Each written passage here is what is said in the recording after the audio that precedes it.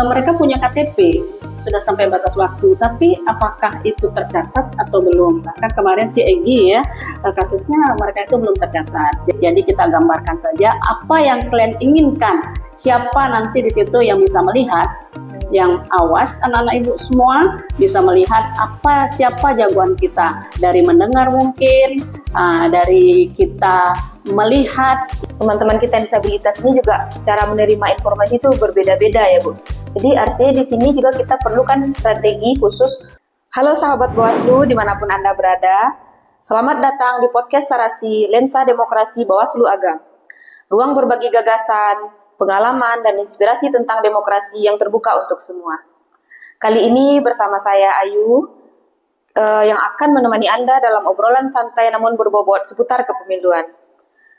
Nah, pemilu bukan hanya tentang memilih pemimpin, tetapi juga tentang memastikan setiap warga negara memiliki kesempatan yang sama untuk berpartisipasi tanpa terkecuali. Termasuk bagi sahabat-sahabat kita, para penyandang disabilitas.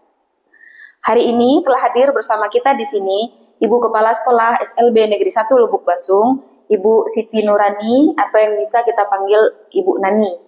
Assalamualaikum, selamat datang Ibu. Waalaikumsalam. Apa kabarnya Ibu? Baik. Alhamdulillah sehat ya Bu ya. Ya baru beberapa hari yang lalu kita berjumpa dalam kelas demokrasi yang kita selenggarakan di SLB ya Bu ya. Hari ini kita mengundang Ibu Nani untuk lebih lanjut membahas terkait hak pemilih disabilitas dan pendidikan politik bagi pemilih pemula disabilitas. Nah, sebagaimana kita ketahui bersama, partisipasi penyandang disabilitas dalam pemilu di Indonesia memang telah dijamin sejak pemilu tahun 1955, di mana penyandang disabilitas memiliki hak pilih atau hak suara yang sama dengan kita semua. Hak politik ini kemudian dipertegas secara khusus di dalam Undang-Undang Nomor 8 Tahun 2016 tentang penyandang disabilitas. Nah, sebagai bagian dari upaya mengevaluasi kualitas penyelenggaraan pemilu, khususnya pemilu yang inklusif, nah kami ingin mengetahui bagaimana pandangan Ibu terkait penyelenggaraan pemilu-pemilu atau pemilihan yang sebelumnya, khususnya bagi penyandang disabilitas. Sebenarnya sih yang sebelumnya mereka juga kami disosialisasikan, mereka itu datang ke sekolah kita. Tapi kendalanya mungkin ya tentang yang pertama adalah pencatatan bagi mereka. Contoh kemarin kita sudah datangkan di sekolah, mereka punya KTP sudah sampai batas waktu, tapi apakah itu tercatat atau belum? Bahkan kemarin si Egi ya, kasusnya mereka itu belum tercatat. Jadi kalau belum tercatat anak kita, tentu mereka itu tidak punya hak. Haknya kan tidak ada. Jadi untuk yang kedepannya, kami mohon dari baik Capil maupun dari Bawaslu sendiri, ketika mereka itu mau didata, tolong diperiksa dulu apakah mereka itu sudah bisa memilih atau KTP-nya masih bermasalah atau tidak. Berarti salah satunya itu permasalahan data ya Bu ya. Iya. Mungkin belum semua sahabat-sahabat kita yang disabilitas ini terdata untuk bisa mengikuti atau menggunakan hak pilih mereka pada pemilihan atau pemilu gitu ya Bu ya. Bagaimana pandangan Ibu terhadap akses bagi sahabat-sahabat disabilitas di TPS? Kita lihat ya, yang sudah-sudah, saya belum melihat apakah itu ada akses yang mereka siapkan. Saya belum melihatnya. Apalagi di TPS kami, yang saya lihat di situ tuh seperti biasa, seperti orang awas. Contoh disabilitas itu kan ada kelainan tunanetra, tunarungu, tunadaksa, otis, dan mungkin yang biasanya itu tunalaras. Mereka itu kan perlu perhatian, dan ketika anak tunanetra mungkin IQ-nya itu normal ya, mereka itu bisa, cuman kan mereka tidak melihat gambar.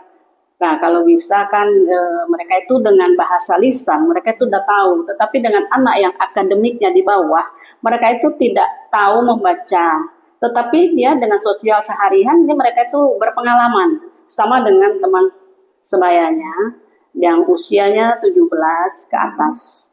Jadi kami mohon dari pihak sendiri untuk kedepannya ketika nanti ada pemilihan memang benar-benarlah akses yang diberikan kepada anak disabilitas itu memenuhi. Ya, sebenarnya kalau sarana prasarana itu kan memang sudah ada aturan yang mengaturnya bagi kaum-kaum disabilitas di TPS. Namun mungkin tidak semua ya, mungkin ada beberapa yang belum menyediakan mungkin ya Bu ya. Nah, itulah salah satu masukannya. Nah, sejauh ini bagaimana peran sekolah, keluarga dan lingkungan menurut pengamatan Ibu dalam meningkatkan kesadaran politik serta partisipasi bagi pemilih disabilitas kita ini, khususnya yang udah dilaksanakan di SLB Negeri 1 Lubuk Usung sendiri? Kalau kami di sekolah sih, setiap guru yang mengajar di SMA, itu SMA dan SMP itu kan akan menjelang di 2029, mereka itu udah usianya 17 tahun ke atas. Tentu mereka itu mengambil pandangan, ataupun saya sendiri ketika kita upacara ataupun briefing ya di lapangan, kita sampaikan kepada anak-anak kita yang lebih besar bahwa politik itu perlu, ya kan, apalagi dalam pembelajaran mereka itu mungkin PPKN atau IPS, ya kan. Kita perlu memilih seorang yang kita jagokan. Contoh di dalam negara kita punya presiden. Mungkin di daerah sendiri, kalau kita anak-anak ibu sudah lihat sendiri, kita memilih bupati, wakil bupati, kita pilih dari situ. Jadi kita gambarkan saja apa yang kalian inginkan. Siapa nanti di situ yang bisa melihat, yang awas anak-anak ibu semua bisa melihat siapa jagoan kita, dari mendengar mungkin, dari kita melihat yang anak-anak ibu yang tidak mendengar, jadi kita bisa melihat, kita bisa memilih jagoan-jagoan kita, siapa yang menjadi pemimpin daerah kita. Kalau di negara mungkin presiden yang mau kita pilih. Jadi semua berdasarkan seperti itu. Kita menjelaskan tentang politik. Jadi politik yang sejelasnya mereka itu tidak tahu. Tantangan itu sendiri bagaimana menjelaskan politik dengan bahasa sederhana, bahasa yang mereka pahami. Mungkin seperti itu lebih tepatnya Bu ya. Lalu bagaimana penyampaian-penyampaian atau pengingat-pengingat bagi mereka untuk menggunakan hak pilih mereka pada pemilihan atau pemilu? Ya. Anak-anak ibu sekalian sering melihat kan, ketika nanti ada di sosialisasi maupun di media-media yang anak-anak ibu lihat, karena zaman sekarang kita semua mungkin anak-anak ibu semua punya gadget ya, jadi anak ibu bisa melihat dari situ bagaimana cara. Sedangkan lebih dari itu anak-anak ibu kadang bisa membukanya. Jadi kita tidak boleh sembarangan, kita harus mengetahui aturan-aturan yang akan dilakukan kepada TPPS, ataupun nanti ketika ada pemilihan kita bukan membeber-beberkan. Yang kita katakan sepertinya harus memilih itu, tidak boleh. Jadi itu anak ibu sendiri yang memilih mereka. Ya, jadi berdasarkan apa yang kalian inginkan, bukan orang lain yang harus kita ikuti. Menarik apa yang Ibu sampaikan tadi, bahwa teman-teman kita yang disabilitas ini juga cara menerima informasi itu berbeda-beda ya Bu. Jadi artinya di sini juga kita perlukan strategi khusus untuk mensosialisasikan khususnya terkait kepemiluan ini, bagaimana mereka menggunakan hak pilihnya. Nah, sejauh ini bagaimana strategi yang sudah diterapkan di SLBN 1 sendiri untuk menyampaikan informasi terkait kepemiluan atau penggunaan hak pilih bagi adik-adik disabilitas khususnya di SLB sendiri? Yang kami gunakan selalu sesuai dengan ketunaan mereka ya. Ketika mereka tidak melihat, kita tentu dengan lisan ya, dengan lisan kita sampaikan. Kalau dengan tunarungu atau mereka tidak mendengar, kita menggunakan bahasa isyarat atau bahasa bibir kita bertatapan dengan mereka, apa yang mau kita katakan kepada mereka dengan jelas. Kecuali mereka itu masih ada sisa pendengaran, maka kita menggunakan bahasa seperti biasa. Tapi kebanyakan kita menggunakan, karena mereka itu kebanyakan hanya sedikit sisa pendengarannya, kita menggunakan yaitu bahasa isyarat. Untuk yang tunagrahitanya sendiri, mereka itu bisa mendengar, cuman hanya membaca mereka agak sulit. Tapi itu kebanyakan kalau kita jelaskan dengan bahasa sendiri, mereka akan mengerti. Kecuali anak otis ya, anak otis itu kita harus mengulang-ulang. Kalau memang itu ya tetap itu, tidak bisa diubah-ubah lagi. Itu untuk anak otis. Kalau untuk anak tunalaras yang mereka sosialnya itu memang berkekurangan ya, jadi kita menggunakan bahasa dengan kadang-kadang kalau mereka itu melawan ya tetap kita beri arahan-arahan yang menjelaskan supaya mereka itu lebih mengerti tentang pemilu sendiri. Penggunaan media pembelajaran sendiri seperti apa Bu? Untuk penggunaan pembelajaran dikaitkan dengan ini pembelajaran seperti PKKN, ya atau IPS. Nah, itu dikaitkan dengan pemilihan anggota daerah, pemilihan yang kita di negara misalnya itu kan kita memilih presiden. Kalau kita di kabupaten kita sendiri kita memilih bupati kan. Nah, nanti itu yang akan disampaikan di pemilihan umum. Jadi untuk yang di sekolah, guru biasa menyampaikan kepada anak-anak kita sesuai dengan ketunaan. Kalau tunanetra dengan lisan saja mereka tahu. Kalau anak tunarungu mereka dengan bahasa isyarat. Kalau anak tunagrahita karena mereka itu tidak bisa membaca, kita contohkan gambar. Mereka itu bisa membaca gambar. Kalau otis, mereka itu harus diulang-ulang apa yang mau kita sampaikan. Karena mereka itu kan seperti kalau otis ini tong kosong ya. Jadi apa yang kita berikan dia tetap ikat sampai kapanpun tetap ingat. Jadi kita harus mengulang-ulang tapi tetap dengan kata-kata yang sama. Jangan berubah-ubah untuk yang tunalaras, mungkin itu karena sosialnya ya. Kita sekali juga harus menekankan kepada mereka itu, kadang-kadang mereka itu ya cuek sendiri ya untuk pemilihan ini. Nah, itu. Jadi masing-masing anak ini strateginya pun berbeda-beda ya Bu ya.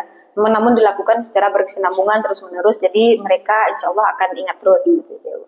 Apa arah harapan Ibu untuk penyelenggara pemilu ke depannya agar pemilu menjadi lebih inklusif, ramah disabilitas dan lebih partisipatif?